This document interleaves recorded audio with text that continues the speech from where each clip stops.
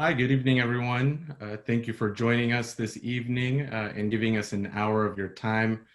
Gracias a todos por acompañarnos esta tarde y por brindarnos una hora de su tiempo.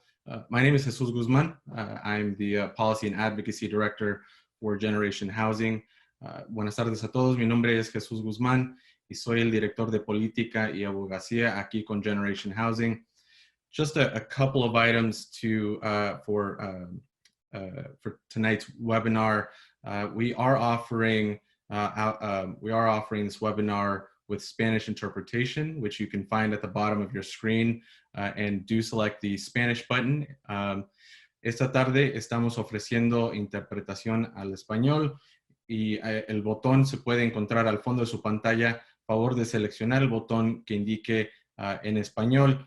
Le damos las gracias a Gabriel Gutiérrez, quien nos acompaña esta tarde para interpretar este evento en vivo. We want to thank Gabriel Gutierrez, who is with us tonight, offering and providing our audience live Spanish interpretation. So again, thank you, and want to remind our panelists who are with us today, and again, thank you all of you for joining us, that we will be, again, interpreting the event, so we're asking to make sure that we're sharing that information so that everybody can access it. Great. So just want to review briefly today's discussion. And again, want to welcome everybody that is joining us this evening. Just a few items that we'll be sharing with you all that we're very much excited to be doing. Want to start off with just discussing the challenge. We'll be sharing some of the numbers around housing, the vision and strategies, and a few different topics around education, the environment, partnership, and opportunities. And then we'll be closing out at 7:30 this evening. And so again, want to thank everybody for joining us and sharing an hour of your time.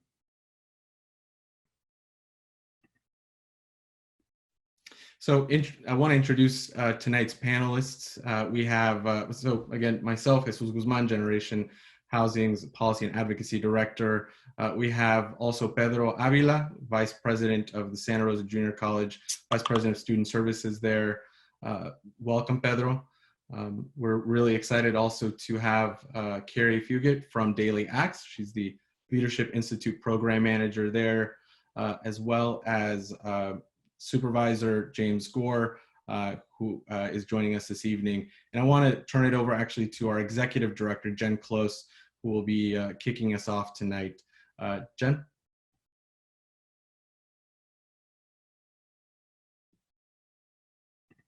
Jesús, good evening, everybody, and thank you for joining us.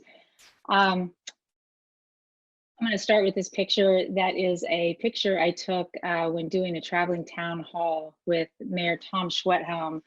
We've been talking to students across the city about their experiences, and you see that most of them are raising their hand, and it's about 60 17-year-olds raising their hand, and they are saying yes, that they're afraid when they graduate in June that they're either going to need to leave Sonoma County or risk becoming homeless because of the lack of affordable housing. They are nervous. And if you look at the headlines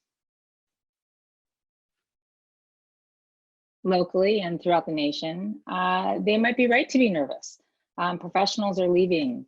People are leaving. Businesses can't move here. There is some reality to it. In fact, in 2018, Sonoma County's net migration out was the greatest in the whole state, and it was the first time in 60 years that our population didn't increase. But that, of course, begs the question, if we have a housing crisis, and some people say that we do, and people are leaving, doesn't that just solve the crisis? And probably the numbers don't work out that way. But also we do care, and we care because, first of all, that's not really how we like people to make decisions, right? We want people to be able to live where they want to live. And we care because of who leaves and who doesn't get to move here. We know that college students leave and young families leave. The heart and blood of the workforce leave. Sort of, we're getting reduced in the middle. Our middle income folks are leaving. It's that future that's leaving, and we're having a hard time attracting young professionals and new businesses. And we're left with a disproportionately aging population, which even in the best economic times, and this is not, it can lead to a stagnant economy. And for the people who stay, no matter what the demographic. They need safe, stable housing that they can afford, which means no more than 30% of their income. Over that, you're called cost burden. You're burdened with too much housing cost that impacts how you spend the rest of your money, and how well you can take care of yourself. And we know that housing intersects with every part of a community. We know it intersects with the economy, with education, with the environment, and with health. And it does that on an individual basis and on a community basis. We're going to have folks here tonight talking about education and environment and the economy. But right now, I think it's never been so clear the connection between housing and health. Right now, you need a safe and stable and affordable home in order to take care of your health. And in general, having that safe, stable home has a positive impact on individual health outcomes. It's a basic human need, and if you're paying too much for that, then you can't attend to your other needs. You can't attend to nurturing your own wellness. So right now we're going to dig a little deeper into our local housing challenges. And so for that, I'm going to turn this back over to Gen H's Policy and Advocacy Director, Jesús Guzmán. Thank you, Jen. So again, good evening, everyone. Jesús Guzmán. I want to take the next few minutes to really help unpack some of the numbers that I think help tell a story around the housing challenge that we're seeing here in Sonoma County. And so I want to take a few minutes to share several of the housing indicators that we track to help give us a sense of some of the underlying factors that contribute to our current housing challenge. And in doing so, I hope that it helps us again focus some of the strategies that we have to make sure that we have the greatest impact when it comes to housing and our community here. So I want to start first by taking a look at median home prices.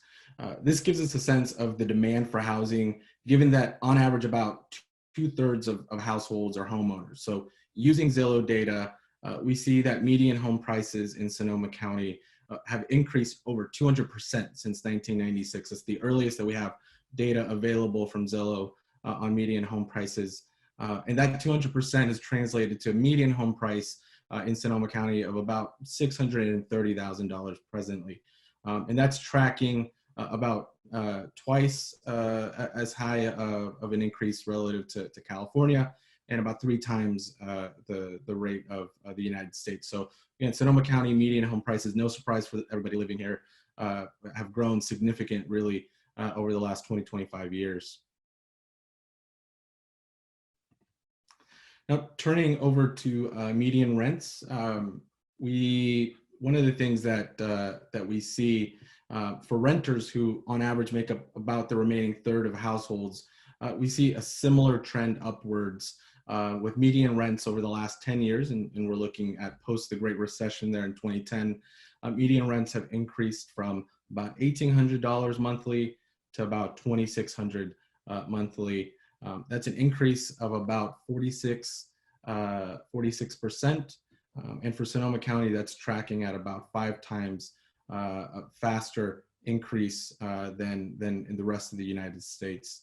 And just to kind of give a little bit more context for those numbers as well, that's almost $1,000 annual increase per year during that time period for a household. So trying to budget for $1,000 increase every year, that could be, that's a tall order for a lot of households.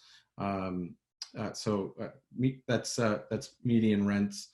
Now I want to turn over to job growth. And job growth, I think, is a really important indicator because jobs and housing really go hand in hand.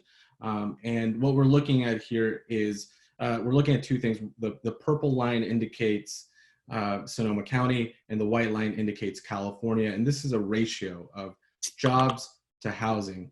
And so what we're seeing here is really from the last about 30 years, housing and jobs have been tracking fairly evenly, and the American Planning Association recommends about 1.3 or 1.7 jobs per unit, and we've had ups and downs depending on our economy. During the Great Recession, obviously we see a big dip when it comes to jobs, but really coming out of the Great Recession, the thing that becomes pretty evident is that the economy is recovering actually pretty well when it comes to new job growth, but we don't see a commensurate recovery for housing after the Great Recession. And so really what we see right before the Tubbs fire that destroyed almost 5,300 homes is that in 2016, we had a ratio of about 13 new jobs added for every new housing unit that we were building. So we were really starting to see an exacerbation of job growth, which is we want to see that, but not also matching that with the amount of housing needed to really allow for that.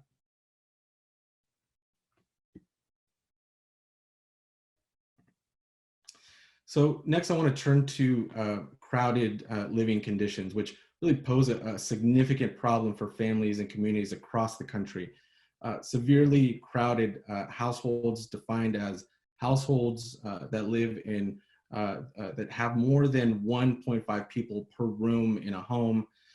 We find that from our latest figures of 2018 for Sonoma County, that we have about 1,400 renter households living in severely overcrowded conditions. And I think it's appropriate to mention at this point, again, just how relevant and salient that fact is, given our current circumstances with public health, and making sure that that tie between housing and health is really a pretty direct one. So overcrowded is really an important indicator that we want to track. But I think taking a step back for a moment and looking at the entire landscape, the lack of housing along with the recent wildfires has really made this a more challenging situation and problem facing working families in Sonoma County. 41% of Sonoma County homeowners are cost burdened, and 57% of Sonoma County renters are cost burdened. And again, that definition is a household that pays more than 30% of their income on housing.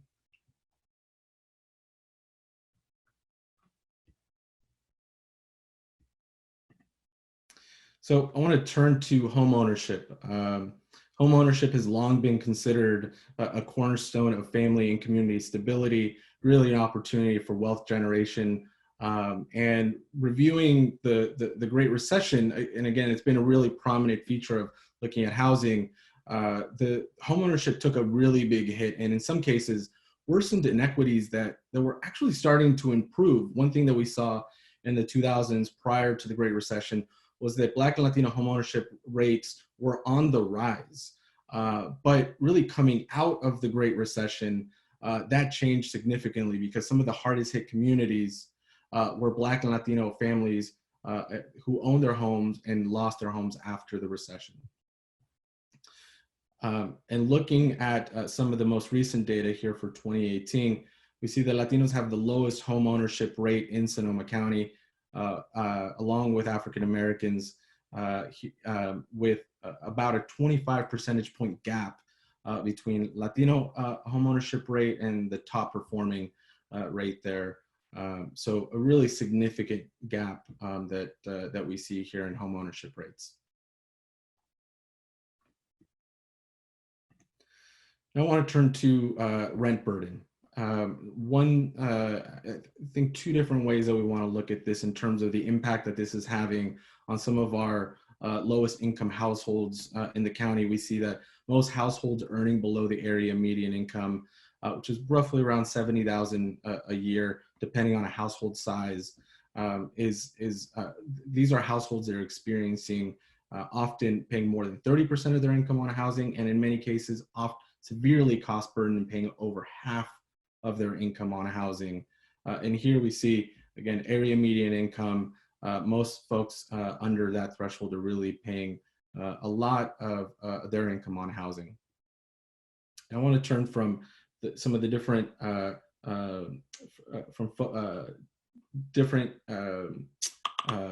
to some of the different income households to race and ethnicity. And when we disaggregate data, and again, this is one of the really important parts of why we always want to look at data and try to disaggregate it as much as we can, because what we often find are really significant inequities that I think allow us to focus our strategies and policies a little bit more targeted in a way that has the greatest impact. And one thing that we see when it comes to rent burden, when we disaggregate by race and ethnicity in Sonoma County as of 2018, is that more than 7 in 10 Black renter households are cost burdened in Sonoma County.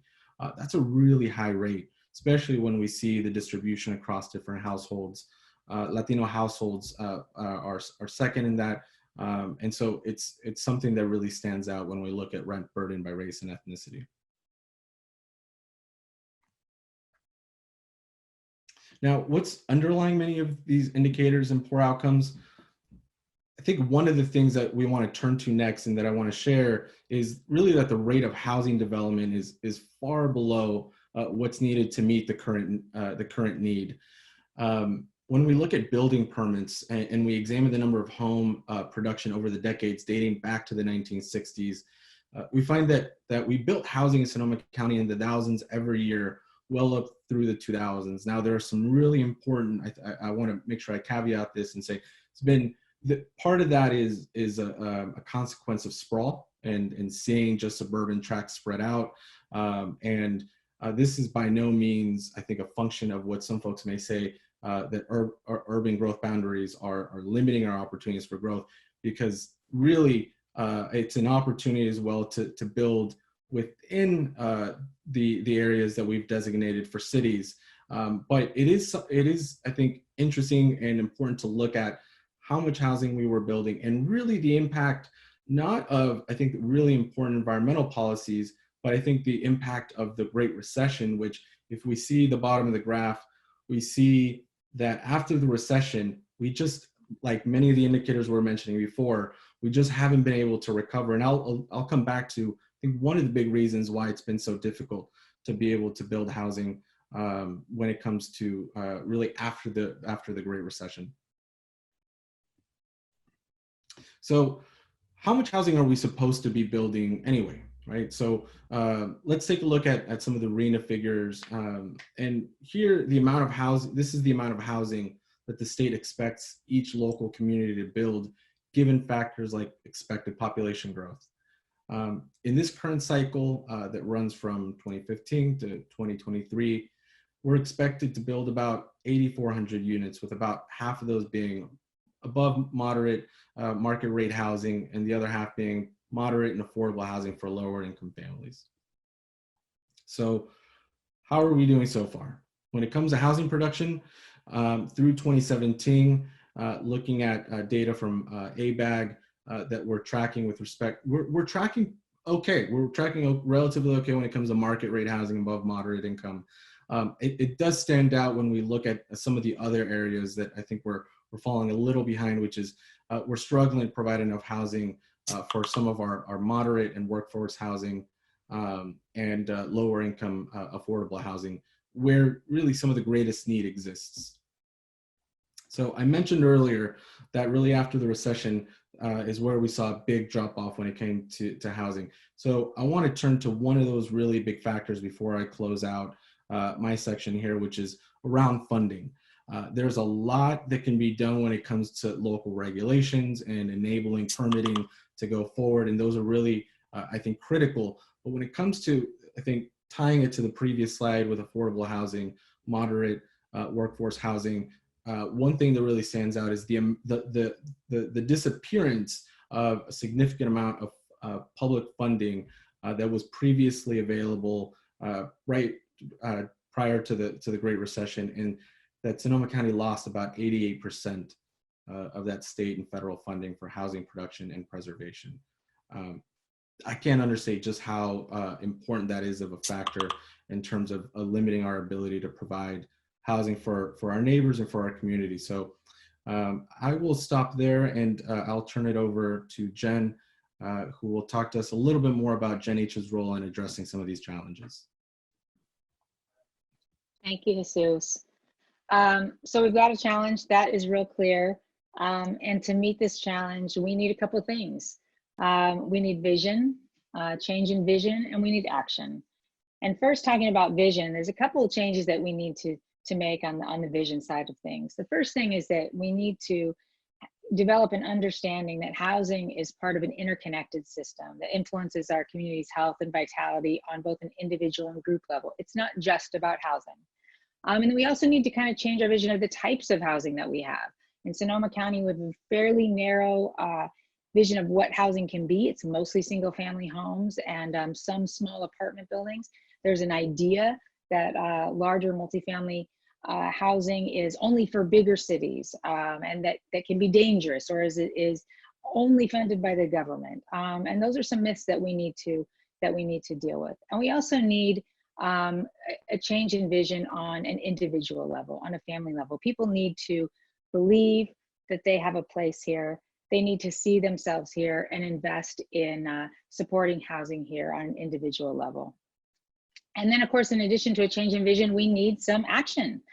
We need to build the housing that we need. We need both. We need vision and we need action. And that's what's really exciting about Generation Housing to me, is that it has the potential to, and we're going to try to move the needle on both, on vision and action, to get the housing built that we need. What's going on in Sonoma County right now is that after this steady growth of population that was met with years of resistance to housing development, and then natural disasters, wildfires, the climate change we're dealing with, and now, of course, the pandemic, we are at this point that some people call a crisis point or an inflection point, and we like to call it an opportunity point. We call it that because I think most of our community leaders know that something needs to change on the housing front. And we need them to know that what needs to change is that it's time to build housing. It's time to build housing differently, smartly, and we need to really support them in doing that. So this Generation Housing is really, truly born of the moment.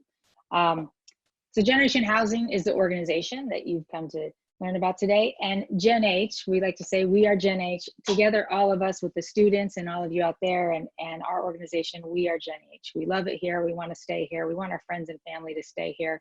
And we all want the ability to contribute to and thrive in a really strong and resilient Sonoma County. So that's the why of Gen H that we've been talking about thus far. The what of Gen H is actually pretty simple. We want to increase the supply, affordability, and diversity of homes. Jesús is going to advance our slide for me to show that the outcomes we're looking for. The what is to increase the supply, affordability, and diversity of homes throughout Sonoma County. That's the simple part. The slightly more complicated part is the how. Always the devil's in the details. So the how of Gen H is in our priority actions, and our priority actions in 2020 are to start to convene and align folks around housing solutions, both at the leadership level and at the grassroots level, at the citizen level. And we're collaborating with other organizations to increase funding sources for affordable housing. And we want to educate and engage our folks and really teach people about the intersection between housing and our quality of life factors. How important it is to the health of our community and our community members. And in doing so, develop a community action network that can support good housing development and good pro-housing policies. We're going to work on developing and supporting pro-housing policies, things that can increase lower barriers to development, but in doing so takes care of the most vulnerable among us. Endorse and champion housing developments. We had just started our endorsement process and endorsed a couple of great new affordable housing projects in Petaluma the other night. And I've got that on there twice. We're going to be champion projects and pro-housing policies. And the main thing that we're doing this first year or two is a big, broad, countywide public will building campaign. And I'll talk a little bit more about that. We need to, like I said, sort of educate folks around housing, the importance of housing, create kind of a new vision, Sonoma County housing, bring a sense of hope about the county's future around housing, and to really inspire citizen political action in support of housing. So we're going to start with a major campaign that starts with a grassroots network building process, and that will end up with a messaging campaign that you'll see roll out over the next year, and will go on for a whole 2 years. So the question always is, how do you know this is going to work? But how do you know? And I think the way we know is that people asked for this. People asked for us. So after the wildfires, a housing expert consultant was hired to interview community leaders. And she interviewed more than 65 leaders and asked the questions, what are the barriers to housing development and what are the possible solutions? And what rose to the top in terms of barriers were political and public will, the lack of political and public will to do the work necessary to get the housing developed that we needed. And the solutions, what rose to the top of the solutions was we needed an independent advocacy organization, the kind of advocacy organization that exists and have been successful in lots of other places. So people asked for it. And there are similar organizations that have done this, and we're learning from them. We're learning from their best practices and the ways that they've been successful. And then as we were developing, we had focus groups of different folks, including the housing staff leaders in the county, throughout the county, and housing developers, environmental leaders, labor leaders, elected representatives. And they all said, great, we're so excited for you to be here. You can help us. And so we feel pretty confident that when people ask for us and people want our help, that we can be successful. So who is Jen H? You've met a couple of us, Jen Klose, I'm the executive director again, and Jesús Guzmán, our policy and advocacy director. The person behind the scenes that you don't see is our operations director, Christy Gassaway. And she's always making sure that the trains run on time. And if you ever need to talk to her about membership or deal with anything that we're doing on the business side, you would interface with Christy Gassaway. And then we have a great founding board of directors, and I'm not going to read all their names to you, but they were really chosen carefully to make sure that they all had a real track record in working across political divides, working well with others, and making things happen, even though there were difficult barriers. So we've got a great board of directors. We are a 501c3 through a fiscal sponsorship through an organization called the Tide Center. It's an organization in San Francisco that does fiscal sponsorship for nonprofits so that we can get going in a strong way while undertaking our own 501c3 application. But for all intents and purposes, we are a 501c3. So there's one thing that we haven't really touched on tonight, and you might be wondering why. So it's sort of the elephant in the room, and that is COVID-19.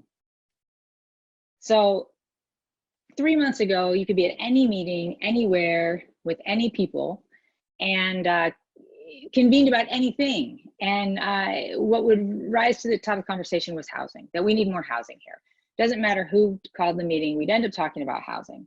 And it was a priority action of every jurisdiction in the county and of the county. Housing was #1 goal, was to develop housing. And so the question is, has COVID-19 changed that? And the answer is, from our perspective, yes and no. No, it hasn't changed the housing needs and demands. Those aren't going to change. We still don't have enough. And if the affordability problem has changed at all, it's probably gotten worse because there are going to be some folks who are struggling economically.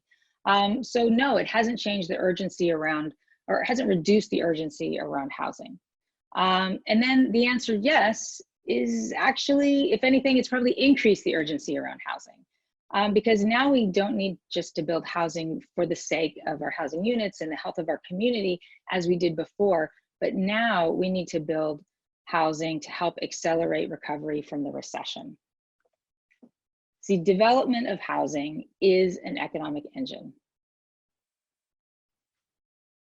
Housing development and construction at all affordability levels is an economic engine and job creator. It's one of the industries with the largest economic spillover effects. For every dollar in, it gives $2.15 out for the local economy. That is pretty powerful. And it's a powerful job creator. For example, 100-unit affordable housing development on average leads to the creation of 80 jobs from the direct and indirect effects of that construction. So it's more important now more than ever to double down on housing. We have to, as one of the top housing staff guys in Santa Rosa says, we got to keep our foot on the gas of housing. And we believe that. We need the units, we need the positive effect it has on our community's quality of life. We need the local cash infusion now and the job creation. So there are some specific responses to COVID-19 that have already taken place. And we did a webinar about this last week with Congressman Huffman and and Senator McGuire, Supervisor Hopkins, and Legal Aid of Sonoma County to talk about some of the housing policies that have been developed in specific response to COVID-19, and that is available on our website and our YouTube channel, so you can watch that. And there's lots to learn. But in general, you know, the state has now opened up, changed the guidelines so that all housing construction can continue, so long as they're taking health precautionary measures. There have been lots of policies put in place to limit evictions for folks impacted by COVID-19, and development of some rent repayment programs and mortgage forbearance for folks who need that too. Then in an ongoing way, you know, this is an opportunity to really catalyze structural change and local innovation around housing policy. One of the things that is happening specifically in response to COVID-19 is that they are leasing up motels that have been historically underutilized and now are even more so underutilized to house people experiencing homelessness. Now, a lot of these facilities could keep being used in that way, in the same way that we use the Palms here in Santa Rosa to house people who were formerly on the streets. So that's something that we could actually keep as a long-term model. We could develop some policies like by right development of affordable housing projects in commercially zoned districts or on public land or church-owned land. We could create enhanced infrastructure districts, and that's financing districts, and that's actually going to come up in Santa Rosa very soon, and that's a way to incentivize development and reinvest in certain localities. We can create specific area plans like our downtown station plan, and there's one in Santa Rosa coming up, there's one in Petaluma that helps reduce barriers to development. We can do zoning changes to allow misty middle housing development in single family home neighborhoods. We can reduce fees and parking requirements, and the folks have already been doing that locally, but we need to keep doing that in order to reduce the barriers to housing. We can provide technical assistance in the entitlement process. The entitlement process for development is so lengthy and expensive that in itself can be a barrier to getting housing built. We can create some jurisdictional efficiencies where we can get our jurisdictions, if we can get them working together a little bit better, I think that will help everybody get something done here in the housing front. And then finally, right now, we're going to need people to work in our job, in our construction industry. We're going to need people to do some job training and transition. And that's great because we've had too small a workforce in the construction industry. And now we're going to have some folks who are going to be looking for jobs. And so that's a win-win on that front. So with that, that's the end of kind of the COVID talk and general overview of generation housing. And now I'm going to introduce Pedro Avila, who's going to talk to us about the intersection of education and housing, specifically with respect to the Santa Rosa Junior College. Pedro is our board member at Gen H, and we're lucky to have him. He is also the Vice President of Student Services at Santa Rosa Junior College. He's worked in the community college system for 18 years and has led several successful initiatives aimed at increasing college-going rates for underserved populations. At the age of 9, Pedro's family migrated from Mexico to the US in hopes of extended opportunities. As a first-generation college student, Pedro attended Fresno State University, where he completed degrees in business and Latino studies. He holds an MBA from Rockhurst University and a certificate in institutional performance assessment from Harvard's Higher Education Institute. He is currently enrolled in the doctoral program at University of Maryland. Pedro. Thank you. Thank you, Jen. And affordable housing is something that's personal to me. As Jen mentioned, my family came here when I was 9. And as an immigrant family, we experienced a lot of housing insecurity. We ended up in Castroville, here in Castroville, California, the artichoke center of the world. And as you can imagine, we did migrant work. And the first few years we lived out of the garage of one of my dad's friends. So this is a topic that it's very personal for me, and I'm excited to be on the Gen H board and be part of this team that's being active and addressing this issue. Now, as far as the JC, the junior college, as Jesús mentioned, the 2017 Tug fires destroyed about 5,300 homes in Sonoma County. We had about 900 of our students that lost their homes during those fires. And, you know, that really put a lot of stress on a population that was already under a lot of pressure. And I say that because many of our students have competing priorities. Majority of our students are working either full-time or part-time, and that's because they have to work to be able to support their families and help their parents with the just keeping up with the high cost of living in Sonoma County. So what we know right now is that currently about 22% of the students at the JC are experiencing some type of housing insecurity. And that is about 5% higher than the state average. State average is about 17%. So even though we're in a high cost of living area, we're in a wealthy area, our families here, our students are really struggling to keep up with the cost of living. And exactly what I mean by housing insecurity, that means that they're staying in shelters, they're living in their cars, or many of them are couch surfing. They're jumping around from house to house, spending nights in their friends or relatives' homes. And you know, our students, what our students are telling us is that many of them are really concerned about not being able to continue their education. We are seeing a drop in full-time students over the last 3 or 4 years. And that is because, again, they have competing priorities, they're having to work. So we're trying to do our part. And one of the things we've been working on for the last 2 years at the JC is we're working on developing affordable on-campus housing on the junior college campus. And Jesús, if you can bring up I want to share this project with you that we're very excited and we're very proud of. This is a project that we've been working on for the last couple of years, immediately after the 2017 fires, and seeing how it affected our students. We really worked on expediting this project. This is a housing project that's located in the back of the junior college, what is currently now a parking lot. And this is, just to give you the streets, it's just on Elliott and Armory Drive, behind the college near Highway 101. The project is going to house approximately about 400 students. It's going to be rents below market rates. It's a public-private partnership. We had to get very creative because the JC didn't have the funding to take on such a project, and trying to avoid the financial risk. The rents will be inclusive of, it'll be furnished apartments. They're going to include all utilities, electricity, laundry, internet, everything's going to be included. And we're also working with our foundation to establish an endowment that's going to further subsidize rents for our students. And really the focus is this is not about bringing in those new students from the outside. This is really about addressing the needs of our local students. And we're trying to do our part to take 400 students out of the market, out of the rental market, putting them on our campus, where we know we're going to be able to take care of them and give them all the wraparound services to make sure they're successful and support them in completing their education.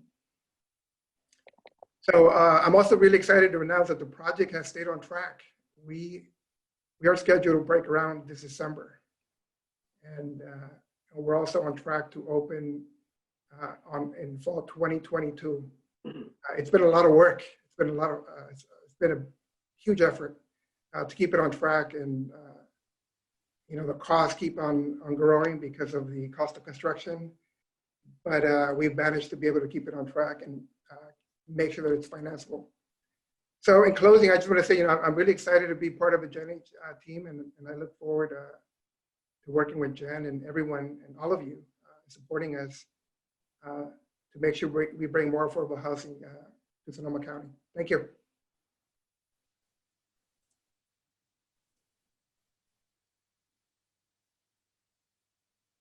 Wonderful, thank you, Pedro. I want to again thank Pedro for joining us and for really helping us shepherd this work forward. They're doing some really innovative work there at the junior college. So again, Pedro, thank you for everything that you're doing. I want to introduce next Kerry Fugett. Kerry was born and raised, so I want to share just a few words about Kerry. She was born and raised in Sebastopol. Kerry graduated from UC San Diego with a BS in physiology, and neuroscience. And she worked as a field biologist on a variety of projects, including researching the impacts of agriculture on wildlife in Equatorial Guinea. I may have mispronounced that, apologies, West Africa and Ecuador. Curious about the ability to use business as a global force for good, she transitioned into a role developing a corporate social responsibility program at an IT firm in San Francisco, where she also consulted on Salesforce.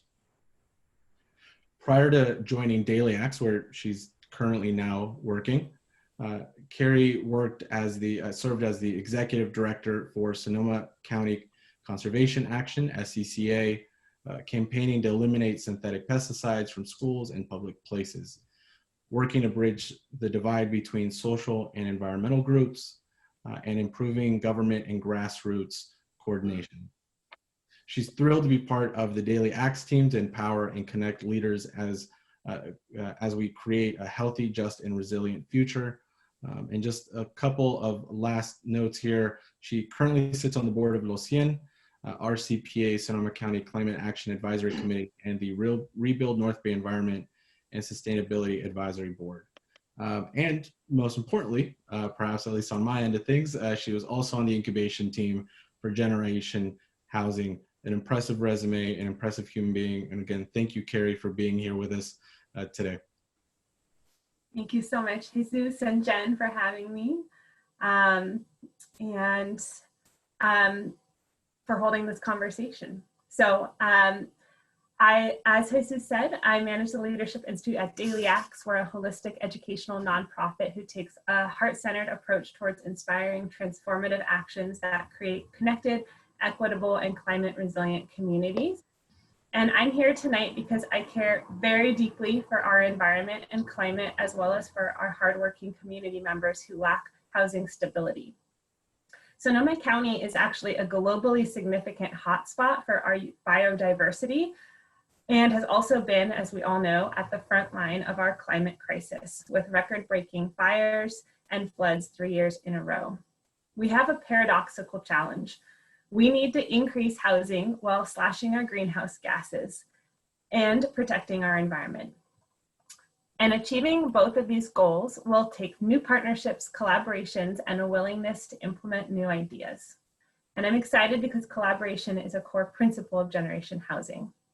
Historically, housing and environmental groups have been at odds, but we all have a very shared interest in investing in the public good, because we all benefit from housed people and, very importantly, a stable climate. And the housing infrastructure we build now will last over 100 years. So it really is important we do it right the first time. Next slide. The first thing to look at is where we build and how that impacts our quality of life, transportation, and health.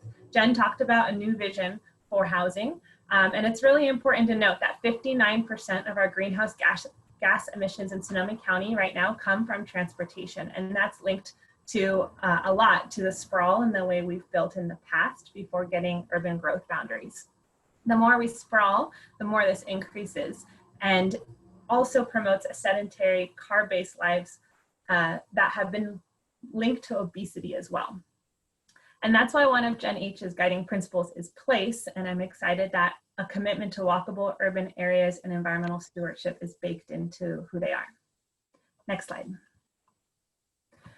So by focusing our housing within our urban growth boundaries and not expanding infrastructure into our agricultural lands, floodplains, or wetlands, there are huge ripple benefits. We're able to create vibrant, walkable, safe, and healthy city centers with access to schools, jobs, parks, hospitals, and needed amenities. We inspire more healthy lifestyles and build community connections as people walk and bike to their local store or park. This also increases local spending as people can easily pop out and buy goods and services. When we make it easy not to drive everywhere, we decrease our greenhouse gases, make it safer for bikers, walkers, runners, strollers, and kids playing outside.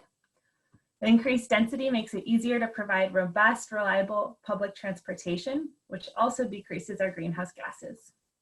And with thoughtful planning, as ocean levels rise, we won't need to be concerned about new houses being built where we know it will soon flood.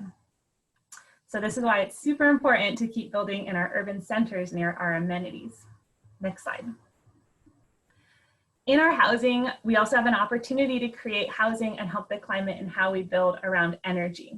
So the next biggest factor in the 2015 Regional Climate Protection Authority greenhouse gas emissions study was in building energy, which is 23% of our greenhouse gas emissions in Sonoma County. And so this is why it's really important to use this opportunity in building and this infrastructure to transition towards emissions-free energy. Energy is also a really important metric in creating equitable communities, which I know is a really core value of Gen H, and appreciated the data around that before. In Sonoma County, homes below 50% of the federal poverty line spend on average over 25% of their income on energy, which has huge health risks as other basic needs such as food and medicine are sacrificed. Next slide. So this guiding principle of Gen H as sustainability to support development of energy efficient and climate resilient designs is really exciting. What this can look like is high quality building enclosures through air sealing, low embodied carbon insulation that goes above code, and window design.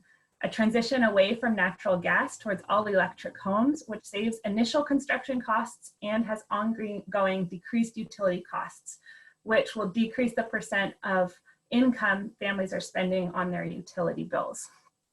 It also means a shift towards smaller and multifamily homes that are more affordable by design, less cost to heat and cool, and require less materials to build. I also appreciate in one of the principles a creative consideration of materials, because we need to also be looking at decreasing the embodied carbon of the building materials and envelope as well. And of course, solar. So in addition to energy sustainability, there's an opportunity to take leadership in housing around designing with water in mind. So just this last week, scientists announced that our 2-decade-long dry spell is actually turning into one of the deepest mega droughts in the region in more than 1,200 years, and that about half of this historic drought can be blamed on global warming from greenhouse gas emissions. And equally, when it does rain, we see how bad it can flood. Just a couple years ago, we had the Russian River, the picture on the right. But housing designed right can help decrease both of these impacts. And like building infrastructure, water infrastructure is much easier to implement before the building is actually built. This is our collective chance to provide more housing and use less water. LA did it, and so can we. So what this can look like is rainwater capture, gray water systems, which is also known as laundry to landscape or shower to flower, and increased indoor and outdoor water efficiency. The impact of these low-tech additions can be really surprising. They include increased energy savings, because it costs a lot to move water, and lower water costs. Carbon emissions reduction, because we aren't transporting water as far, but keeping more on site. Increased groundwater supplies, which our agricultural economy really appreciates. Reduced stormwater runoff and flood risk in the Russian River. Reduced fire hazard, and cheaper because you can grow your own food and garden with water off your roof. So back to the original question of how do we increase housing while slashing our greenhouse gas emissions fast? I believe it's not a question of can we, it's a question of will we. Is the public and political will out there to implement what we know we need to do? Can we place the collective good ahead of our fear of change? I'm excited by what's possible. I look forward to Sonoma County bridging old divides and being a leader in building affordable housing in a way that creates thriving, walkable communities, healthy ecosystems, and maximizing our climate benefits. And Generation Housing gives me hope that with the right advocacy, collaboration, and community organizing, that we can do this. So thank you so much. Thank you, Kerry. Thanks so much for being here tonight with us and giving us all that good information. I appreciate that and all your involvement in Gen H so far. It was, you're a big part of the incubation of the group, so thank you. And I am going to introduce Supervisor James Gore next. Sonoma County Supervisor James Gore's home district was devastated by the October 2017 Tubbs fires. And since then, he's been a strong and visible leader for our county's recovery and resiliency. James is widely considered a leader on climate change adaptation via sustainability initiatives related to land and water conservation and renewable energy development. James is on the executive committee of the California State Association of Counties and serves as the chair for the Resilient Advisory Board, as well as the chair for the National Association of Counties Resilient Counties Initiative. After serving as a Peace Corps volunteer in Bolivia, James then represented the U.S. wine and vineyard industry on international affairs in Washington, D.C., before securing an appointment from President Barack Obama's administration as Assistant Chief of the U.S. Department of Agriculture's Natural Resources Conservation Service. We're really grateful for James to be part of this event tonight, and welcome him now. Thank you. Thank you, Jen. Thank you so much. I'm honored to be here. Proud to wear this shirt, and despite everything that you just said about me, whether that's good, bad, or indifferent, focused on leaning in on housing. There's no bigger issue that represents us, and especially the generation, which is, I mean this with all due respect, but the generation that's coming behind the boomers, the baby boomer generation. We have Xers, Xennials, Millennials, Zennials. We have all these kind of different words behind it. But we know that what we're dealing with is a plug in the system. And, that plug in the system needs a way forward. And that way forward is not going into the past and deciding that dirty building was the way that it needed to be done. And it's not going forward and thinking that everything has to be so perfect that it is unaffordable. As Kerry was talking about, and other things about smart building, one of the reasons that we have difficulties building this is in a smart way is because subsidies benefit, old ways of systems instead of new ways of systems. But, one of the things that I'm really conscious of is what we learned, just like Pedro talked about with the 2017 fires and how it really set us on a new path. So, in those fires, we had 5,300 homes burned down here in Sonoma County, more than 7,700 in the North Bay, and kind of the fire siege that we felt. And what we saw is that we had before that gone from a housing crisis where we had less than 1% vacancy throughout all the homes in Sonoma County to having a housing nightmare, which meant that a large portion of our housing stock was off. A lot of people who were on the line of just barely being housed were pushed out because other people had to come back who could pay more in other housing. We didn't have the policies in place. We didn't have other things in place to be able to support those who are most vulnerable. Case in point, Sonoma County, out of all of our housing out there, 40% of the housing in Sonoma County is occupied by renters. 40% of the houses in Sonoma County, and I don't mean houses, I mean places for people to stay, housing units, apartments, whatever it is people who are renting. And as we know, we do not live in a situation where we have a lot of transient housing. When I say transient, I mean people who are coming in for quick work and leaving. I mean those 40% of people who are living in houses in Sonoma County who are renting are long-term renters, right? They are not just moving in and moving out and living on the back of their pickup trucks. They are actually in a situation where what they're doing is they are living full-time in that world. And if you think about it, the average median income in Sonoma County, let's say it's around $78,000, $79,000. If you adjust that for even Latino families, you drop that down another $10,000 or $15,000. You have an average median house price of $650,000. That requires $129,000 as down payment. How does somebody, when they're paying $3,000 a month on an okay salary, be able to put money away to be able to put a down payment on the house, right? So what we need is those innovative options that lead us forward. That's why we need Generation H, is because there needs to be a positive movement and a groundswell in our community that supports the right kind of housing and gets it in with the right kind of master leases from employers, for employer-based housing, that leads in with us in terms of not just me as a representative of the county, but 9 cities and how we use that to create a true housing authority rather than divide and conquering with our money. How we use basically the new mechanisms that are in place, whether it's, joint powers authorities, earned infrastructure financing districts, the bonds that are accessible through the state, tax increment financing. I mean, you have to be smart to get into this stuff and get to a solution. We run a program out of the county called the County Fund for Housing. When the state did away with what was called redevelopment, which was a huge issue for us in housing, and it took us from a trying to be sustainable position down into really the place of crisis. There's been proposals that have come up after it, but what happened is that us in the county, we kept the increment that we used to send to the state. We kept it to support housing projects, affordable housing, multifamily housing. There are amazing developers out there, Burbank Housing, California Human Development.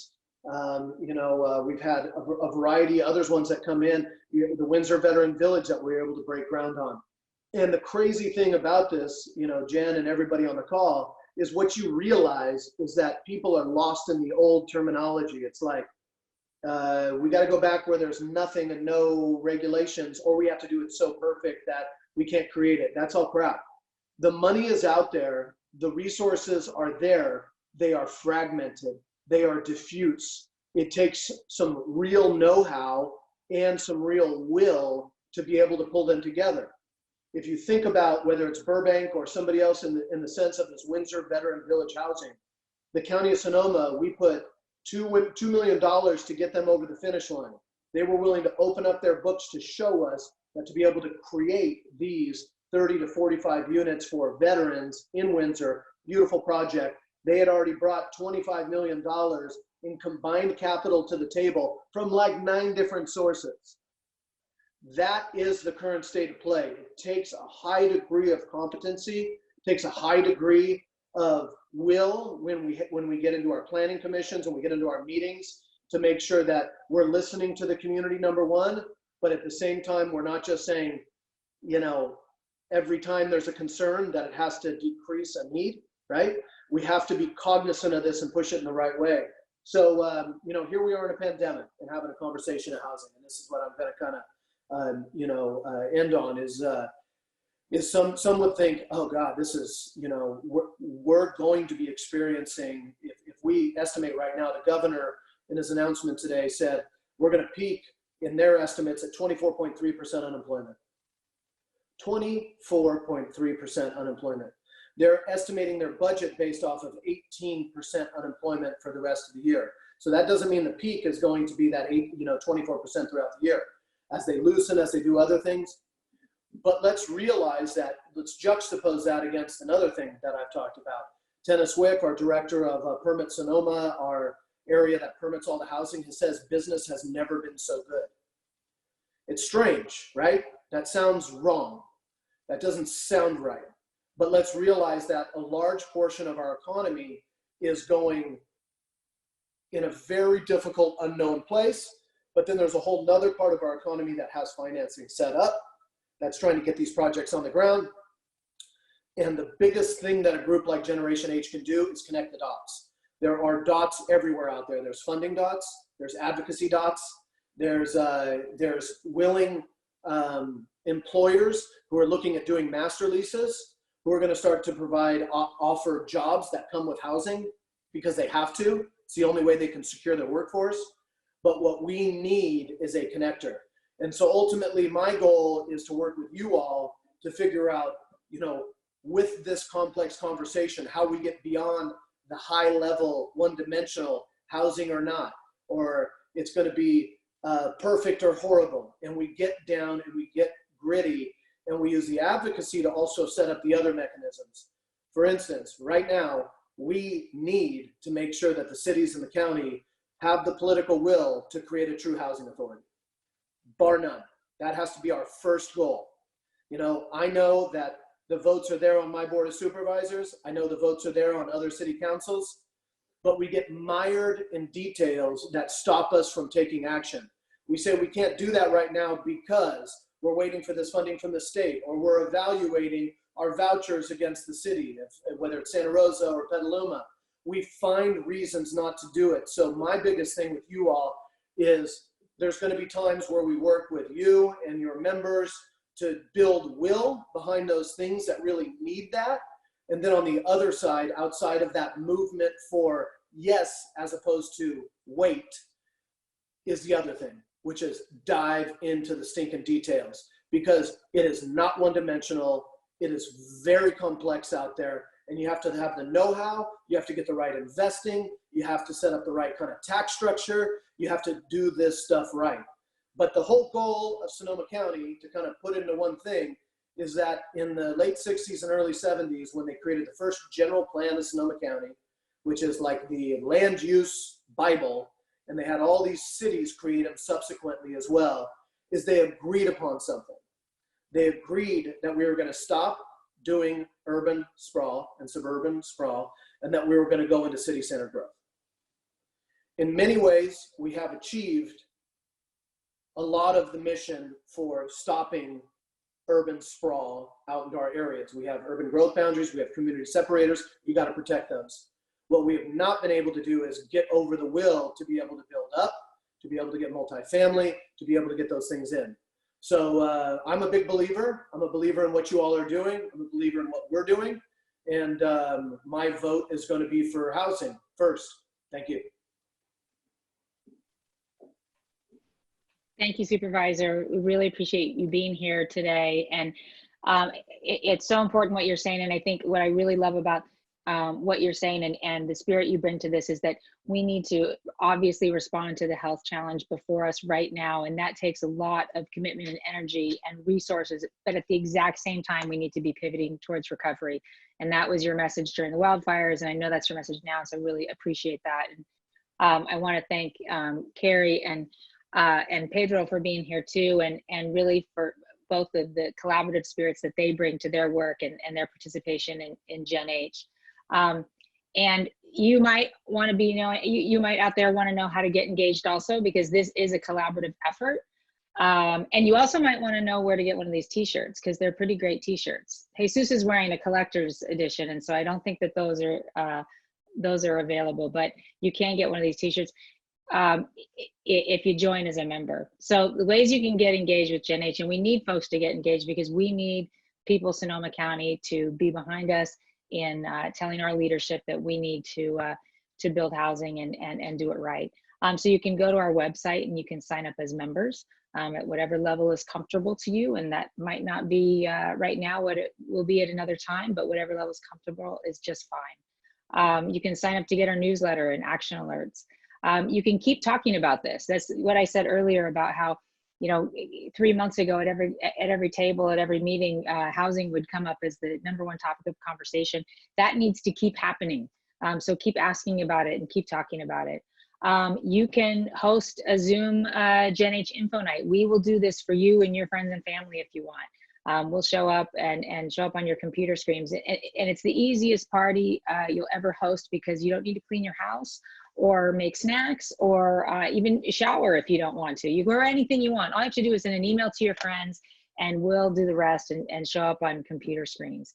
And you can participate in some of the other activities that we've got going on this month. May is Affordable Housing Month. It's a time to kind of get educated on housing and particularly around affordable housing. And so we've had a number of events, or we have a number of events. We had one last week, like I said, on COVID and housing policies related to that. And you can see that on our website or on our YouTube channel. And then, and this will be saved on our YouTube channel too, in case anyone missed it, and you can let them know they can see it there. Next week, we have a webinar called Preserving Opportunity, Lessons from Local Efforts to Preserve Affordable Housing. On May 27th, there's one, this is the catchy title from Jesús, who loves a pun. Accessorize your home, how ADUs can boost your housing supply, our housing supply, and what local governments are doing to support growth. And then on May 28th in the evening, we have an event with Connor Doherty, in conversation with Connor Doherty, and he's the author of Golden Gates, Fighting for Housing in America. He's the economics reporter for the New York Times, and it's a great book, and it's a great fast read too. If you're interested, you could probably read it before that event. So I hope you can join us at one of those events. And And in the meantime, check us out more online at our website or on our social media feeds. I think there's a link to the YouTube channel on our website, so you can see the past webinar and stay up to date in case the times don't work out for you. Again, thank you so much for your time tonight. I hope we'll be seeing you sign up and get your We Are Gen H t-shirt and stay informed about what we are doing. Thanks again to our speakers, Supervisor and Kerry, Fugett, and Pedro, Avila. Thank you so much.